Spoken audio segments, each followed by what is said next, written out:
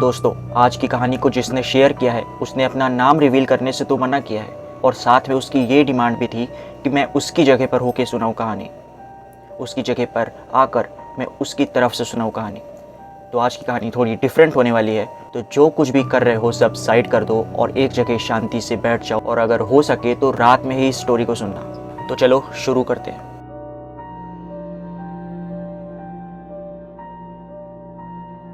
आज मैं तुम्हें जो दिखाने वाला हूँ वो मेरी लाइफ की सबसे बड़ी गलती थी। एक एंटीक कलेक्टर होने के नाते मुझे पुरानी चीज़ों को खरीदना और उसे संभाल कर रखने का बहुत शौक है, पर मुझे नहीं पता था कि कुछ चीज़ें अपने साथ सिर्फ इतिहास ही नहीं बल्कि उन लोगों की चीखें भी लाती है जो अब इस दुनिया में नहीं है। मैंने रिसेंटली एक झूला खरीदा, एक शाही झूला, पर पिछले 15 दिनों में मेरे साथ जो हुआ उसने मुझे हिला कर रख दिया। ये स्टोरी कोई फिक्शन नहीं है, मेरे पास इसके हर दिन का फुटेज है। इस फुटेज को देखो और खुद ही फैसला कर लो।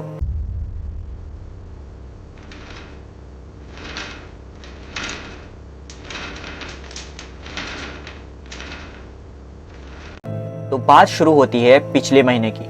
जयपुर के पास एक पुरानी हवेली के कुछ सामानों की नीलामी हो रही थी। उस हवेली के राजा महाराजाओं का काफी सादा पुराना, बहुत साल पुराना सामान बिक रहा था। बीइंग अ व्लॉगर, एक व्लॉगर होने के नाते मुझे लगा कि कंटेंट भी मिल जाएगा और साथ में कुछ एंटिक चीज़ें भी मैं वहाँ से ले लूँगा। मैं उस ऑक्शन के पास गया और वहाँ मेरी नज़र पड़ी उस शीशम के झूले पर। इसका काम इतना बारीकी से किया गया था कि मैं वहाँ पर रुक गया। मेरी नज़र उस झूले से हट ही नहीं रही थी। उस लकड़ी पर इतना ज़्यादा नक्काशी किया गया था, लेकिन एक चीज़ उस झूले की मुझे बहुत अजीब लगी थी। उस झूले की लकड़ी का रंग, उस झूले की लकड़ी का रंग बहुत ज़्यादा मरून था। मैंने साइड में ही खड़े ऑक्शनियर से पूछा कि इसका कलर इतना ज़्यादा डार्क मरून क्यों है।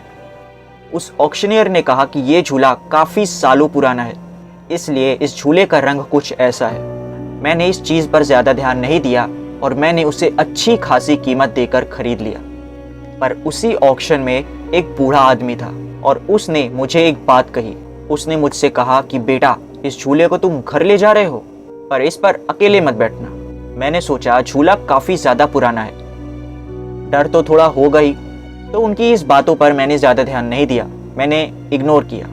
मैंने इसे अपने नए फ्लैट के हॉल में लगाया। घर में उस वक्त मैं अकेला था। झूला लगाने के बाद घर का माहौल अचानक भारी हो गया। साइंस की भाषा में इसे इंफ्रासाउंड कहते हैं, एक ऐसी लो फ्रीक्वेंसी जो इंसानों को बेचैन कर देती है। अब मुझे थोड़ा बहुत इसके बारे में पता था, तो मुझे लगा कि ये वही है और मुझे काफ़ी ज़्यादा थकान भी हो रही थी, तो मैंने इस चीज़ पर ज़्यादा ध्यान नहीं दिया। पहली रात मैं अपने बेडरूम में सो रहा था, तभी मुझे हॉल से एक आवाज़ आई, खट खट, जैसे कोई उस झूले की जंजीर को धीरे से हिला रहा हो। मैंने उठ कर देखा तो झूला बिल्कुल स्थिर था। मैंने सोचा हवा होगी और हल्का मूवमेंट हो गया होगा किसी चीज़ की वजह से, पर जब मैं वापस जाने लगा तो मैंने देखा झूले की सीट पर हल्का सा दबाव था, जैसे अभी अभी वहाँ कोई बैठा हो। 3 दिन बीत गए और उन 3 दिनों के दौरान कुछ ऐसा मेरे साथ हुआ जिससे अब मुझे उस झूले से काफ़ी ज़्यादा डर लगने लगा था। लेकिन अभी भी पता नहीं क्या ऐसी चीज़ थी जो मुझे उस झूले की तरफ आकर्षित कर रही थी। मेरा व्लॉगर दिमाग कह रहा था कि भाई यही तो कंटेंट है। मैंने उस हॉल में जहाँ पर वो झूला रखा हुआ था, मैंने उस जगह पर CCTV 24/7 CCTV कैमरा लगा दिया और मुझे लगा कि मुझे इस झूले के बारे में कुछ ऐसा प्रूफ मिल जाएगा जिससे मैं अपने आप को कंफर्म कर लूँगा कि इस झूले में कुछ गड़बड़ है। लेकिन मुझे क्या पता था कि यहाँ से चीज़ें लॉजिकल से इलॉजिकल होने लगेंगी। मैंने नोटिस किया कि ठीक रात के 3:12 पर घर का टेम्परेचर 4 डिग्री गिर जाता है और झूला वो हिलता ही नहीं है, वो वाइब्रेट करता है, जैसे उसके अंदर कोई बहुत गुस्से में है और बाहर निकलना चाहता है। कहीं ये सच में तो वाइब्रेट नहीं कर रही है, इस चीज़ को जानने के लिए मैंने उस झूले को टच किया। वो झूला पूरी तरह से बर्फ़ जैसा ठंडा था, जबकि बाहर जून जैसी गर्मी थी। अब क्योंकि रात का समय था, इसलिए मुझे नींद इतनी ज़्यादा आ रही थी कि मेरा दिमाग उस समय कुछ काम नहीं कर रहा था। इसलिए मैंने ज़्यादा ध्यान इस चीज़ पर नहीं दिया और जाकर मैं सो गया। और अब होता है अगला दिन। आज मेरे साथ उस झूले को लेकर कुछ अजीब नहीं होता, और ऐसे ही थोड़े थोड़े अजीब से चीज़ें तो हो रही थी, लेकिन बहुत ज़्यादा ध्यान मैं उस पर नहीं दे रहा था। ऐसे करते हुए 2 दिन बीत जाते हैं। तो अब उस 2 दिन के बाद क्या हुआ, उसे बताने से पहले मैं तुम्हें बता देता हूँ कि पिछले कुछ दिनों से मेरे साथ हो क्या रहा था। पिछले कुछ दिनों में जो टेम्परेचर चेंज वगैरह हो रहा था रात के टाइम, मुझे लगा कि हाँ शायद ठंडी हवा की वजह से ये गर्म ठंडा हो जाता होगा। और क्योंकि वो हॉल में रखा था, तो जो सबसे ऊपर जो टेरेस जो होता है, जिसे हम रूफ कहते हैं, वो हॉल का रूफ काफ़ी ज़्यादा ऊपर था, इसलिए नीचे की जो गर्म हवा थी वो ऊपर चली जाती होगी, इसलिए जो नीचे का अप्लायंस था, जितना भी फर्नीचर था, सब ठंडा ही होगा। मैंने इस चीज़ पर ज़्यादा ध्यान नहीं दिया इसी सोच के चलते, और हर दिन मेरे साथ कुछ ऐसी अजीब चीज़ें हो रही थी, जैसे कि झूला का हल्का हिल जाना, झूला हल्का सा इधर से उधर खिसक जाना। मेरी नज़र जब उस झूले की तरफ नहीं होती, तब उस झूले का हल्का सा मूव करते रहना, और सडनली उस झूले की तरफ देखते ही अचानक से उस झूले का एक जगह पर रुक जाना। ये सारी चीज़ें मेरे पिछले कुछ दिनों से हो रही थी, पर दिखने में वो झूला इतना ज़्यादा एंटिक, इतना ज़्यादा क्लासी दिख रहा था कि मैंने इस चीज़ पर ज़्यादा ध्यान दिया ही नहीं। और ऐसी ही छोटी छोटी चीज़ मेरे साथ हो रही थी, लेकिन मैंने ध्यान नहीं दिया। अपने दिमाग को मैं शांत करते हुए और ये सब कुछ इंफ्रासाउंड का कॉन्सेप्ट देते हुए मैंने ज़्यादा ध्यान नहीं दिया। मेरा कुछ दिन नॉर्मल बीत रहा था। पिछले 2 दिनों से मैं नॉर्मल फील कर रहा था। और पता है पिछले 2 दिनों से मैं इतना नॉर्मल क्यों फील कर रहा था? क्योंकि आज बहुत टाइम के बाद मेरी छोटी बहन रिया मेरे साथ उस फ्लैट पर रहने आई थी। मैंने उसे झूले के बारे में तो कुछ नहीं बताया, क्योंकि मैं नहीं चाहता था कि उसे उस झूले के साथ कुछ ऐसा अट्रैक्शन महसूस हो कि वो भी कुछ अजीब अजीब चीज़ें महसूस करना शुरू कर दे। और क्योंकि मेरी छोटी बहन छोटी छोटी चीज़ में ही बहुत ज़्यादा डर जाती है, तो मैं ये सोचकर भी उस झूले के बारे में अपनी छोटी बहन को नहीं बताया कि वो कहीं इस छोटी छोटी चीज़ को लेकर डर न जाए। पर स्केप्टिक तो वो बचपन से ही है। मैंने उसे कहा कि रिया, इस झूले पर मत बैठना, वो थोड़ा पुराना है और जिसकी वजह से टूट सकता है। पर उसने मेरी बात मजाक में उड़ा दी। उसने जैसे ही झूले को छूना शुरू किया, मुझे लगा कि कमरे की हवा एकदम से भारी हो गई।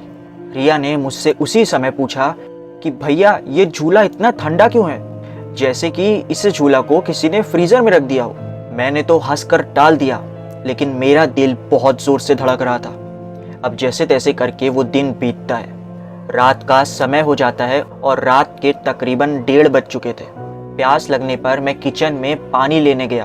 तभी मुझे हॉल से एक ऐसी आवाज़ आई जिसे मैं कभी नहीं भूल सकता। एक जोर की चीख और फिर धड़ाप, जैसे कि कोई भारी चीज़ बहुत जोर से दीवार पर टकरा गई हो। जैसे ही मैं इस आवाज़ को सुनता हूँ, मैं दौड़ के भागता हूँ अपने हॉल की तरफ, और उस हॉल में मुझे जो दिखाई देता है, मुझे अपनी आंखों पर बिल्कुल भरोसा नहीं होता। मैं क्या देखता हूँ कि मेरी बहन रिया झूले के नीचे गिरी हुई है। और ऐसे नहीं गिरी थी कि झूला पीछे जाते समय हल्का सा कोई गलती हुई तब गिर गई हो, बिल्कुल ऐसा नहीं हुआ था। ऐसा वो गिरी थी जैसे कोई पीछे से बहुत ज़ोर से धक्का दिया हो।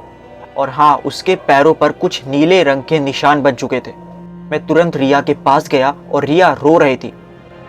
उसने मुझसे कहा, भैया, कोई झूले पर बैठा हुआ था, मैंने उसे देखा नहीं, पर मैंने उसकी सांसें अपने कान के पास महसूस की, और उसने मुझसे उसी सांसों में दबे शब्दों में मुझसे ये कहा कि ये जगह मेरी है, ये मेरी जगह है।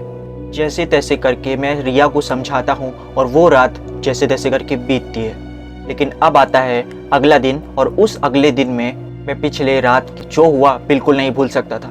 इसलिए मैं उस झूले के बारे में और अच्छे से जानना चाहा, क्योंकि अब मेरे लिए ये सिर्फ एक हॉरर स्टोरी नहीं थी। मेरे लिए ये अब एक रिसर्च बन चुकी थी, ये मेरे लिए एक इन्वेस्टिगेशन बन चुकी थी। मैंने सबसे पहले उस ऑक्शन हाउस को कॉल किया और उस महल के पुराने जितने भी रिकॉर्ड्स थे सब निकलवाए, और उस रिकॉर्ड में जो मुझे पता चला उसने मेरे होश उड़ा दिए। वो झूला किसी राजा ने अपने बच्चों के लिए नहीं बनवाया था। उसकी असल हिस्ट्री मैं तुम्हें जब बताऊंगा तो तुम्हारे रोंगटे खड़े हो जाएंगे। इतिहास ये था कि 1750 में उस इलाके में एक बुरा वक्त आया था।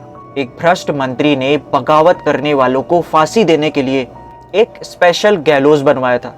वो लकड़ी एक ऐसे पेड़ से ली गई थी जिसे द वीपिंग ट्री कहा जाता था। और जब वो कानून खत्म हुआ तो एक आर्टिस्ट ने उसी फांसी की लकड़ी को बहुत बारीकी से तराश कर ये झूला बनाया था ताकि वो श्राप हमेशा जिंदा रहे। और मैंने सिर्फ इस रिकॉर्ड पर भरोसा नहीं किया, मैंने इस पर और ज़्यादा अच्छे से रिसर्च करी, थोड़ा साइंटिफिकली जाकर। मैंने मेरे कांटेक्ट में से ही एक बेस्ट साउंड इंजीनियर से बात करी। उसने कहा कि पुरानी लकड़ी, खासकर जो ट्रॉमा से गुजरी हो, उसमें माइक्रोस्कोपिक क्रैक्स होते हैं। जब हवा उन क्रैक से गुजरती है तो वो 19 हर्ट्ज की फ्रीक्वेंसी पैदा करती है। इसे हम लोग साइंस की भाषा में द घोस्ट फ्रीक्वेंसी कहते हैं। ये फ्रीक्वेंसी इंसान की आंखों में वाइब्रेशन पैदा करती है, जिससे हमें शैडो फिगर्स यानी साए दिखते हैं। लेकिन अगर सिर्फ ये एक साइंस है तो मेरे घर की चीजें अपने आप कैसे हिल रही हैं? अब इस सारी रिसर्च के बाद जितने भी मैंने रिसर्च करी थी उससे मैंने एक कंक्लूजन निकाला और उस झूले को मैंने जाकर अपने स्टोरेज रूम में लॉक कर दिया। मैंने दरवाजा बाहर से चेन से बंद किया था, मतलब उस दरवाजे को मैंने चेन से बहुत अच्छे से बांधा था। पर देखो आगे क्या हुआ। मैंने सोचा भी नहीं था कि मेरे साथ आगे क्या होने वाला है। अब दिन भर ये सब कुछ करते करते काफी समय बीत चुका था, शाम होने ही वाली थी और घर के अंदर अभी से ही अंधेरा होने लगा था। अब मैंने तो वो झूले को उस एक कमरे में बंद कर दिया था, वो भी बहुत अच्छे से चेन का इस्तेमाल करके बांध करके। लेकिन घर से बाहर कुछ काम के बाद जब मैं वापस अपने घर आता हूँ तब मैं क्या देखता हूँ कि हॉल में वही झूला उसी जगह पर उसी चेन से टंगा हुआ है। जितनी भी जंजीरें थी वो उस झूले से ऊपर की तरफ फंसी हुई थी, मानो ऊपर से कोई बांध कर नीचे लटकाया हो। इतना देखते ही मैंने अपने आप से पूछा कि ये कैसे हो सकता है? इतनी कमजोर जंजीर के साथ ये कैसे ऊपर लटका हुआ है?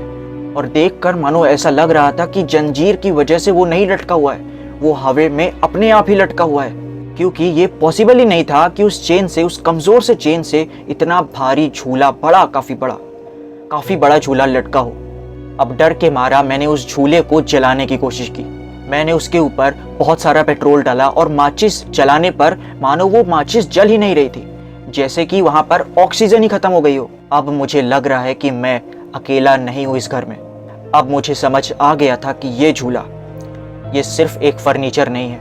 वो मंत्री, वो लोग जिन्हें फांसी दी गई थी, वो सब इस लकड़ी में बसे हैं। और अब उन सभी को एक नया जिस्म चाहिए, एक नई बॉडी चाहिए अपने आप को जिंदा रखने के लिए। अब अपने आसपास मैं क्या देखता हूँ कि जितनी भी लाइट मेरे घर में लगी थी वो एक एक करके फ्लिकर होने लगी और बाद में बंद होने लगी। अगर तुम इस मेरी कहानी को सुन रहे हो तो तुम मान सकते हो कि अब तक मैं शायद ही जिंदा रहूँगा। मैं एक एंटीक कलेक्टर बनते बनते मैं खुद एक एंटीक पीस बन गया हूँ। क्या तुम उस झूले को अपने घर में देखना चाहते हो? तो ये थी कहानी उस इंसान की। मैंने कई बार पूछा उससे कि क्या हुआ तुम्हारे साथ उसके बाद, लेकिन उन्होंने मुझे कुछ भी बताने से मना कर दिया। उन्होंने कहा मैं अब तुम्हें बस इतना ही बताना चाहता हूँ, इसके आगे मैं तुम्हें नहीं बता सकता। जैसे तैसे करके मैंने उस झूले से अपना पीछा छुड़ाया है, सिर्फ मुझे ही पता है। तो ये थी कहानी उस इंसान की। आई होप कि तुम्हें ये कहानी काफ़ी मज़ेदार लगी होगी और चीज़ों को इमेजिन करने में तुम्हें बिल्कुल मुश्किल नहीं आई होगी। और हाँ, उस इंसान ने मुझे एंड में ये भी बताया कि वो उस झूले से कैसे पीछा छुड़ाया था। आखिरी मोमेंट में वो बस मरने ही वाला होता है कि उसने अचानक से उसे क्या याद आता है कि वो उसी झूले के सामने बहुत तेज़ ज़ोर ज़ोर से हनुमान चालीसा पढ़ने लगता है। और शायद यही वजह थी कि उसकी मौत उस झूले की वजह से नहीं हो पाई और वो बिना कुछ नुकसान के बच गया। नहीं तो हो सकता कि ये कहानी तुम तक पहुंचती ही नहीं। तो चलो तुमसे मिलता हूँ एक नई हॉरर स्टोरी में। और अगर तुम्हारे साथ कुछ ऐसा किस्सा हुआ है तो तुम मुझे ईमेल पर शेयर कर सकते हो। बाय।